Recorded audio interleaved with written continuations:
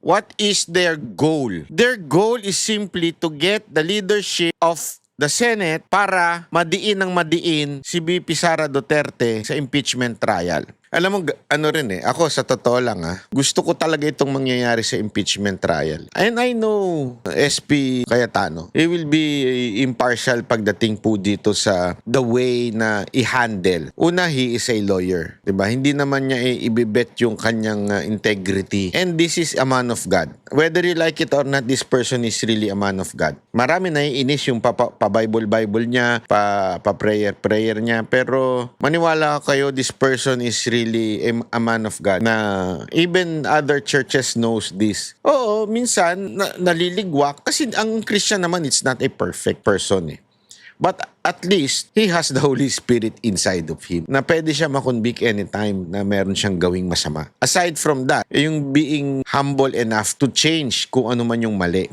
Kung ako talaga yan halimbawa lang kung iba siguro yan, baka sumabog na yung Senado sa kaguluhan di ba? Pero siya, relax pa rin. Kasi nga makikita mo talaga yung fruit of the Holy Spirit sa kanya Kaya itong si Cayetano, perfect ito pagdating sa pag-handle ng impeachment. Impartial yan. Pakikinggan niya talaga kung ano yung argument ng prosecutor and makikita talaga natin. And ako, I really believe dito sila nagkamali. This is the worst kind of pagtitira o paninira nila kay VP Sara Duterte. Worst to, etong impeachment. You know why? Lalabas at lalabas dito, bayani pa si VP Sara Duterte.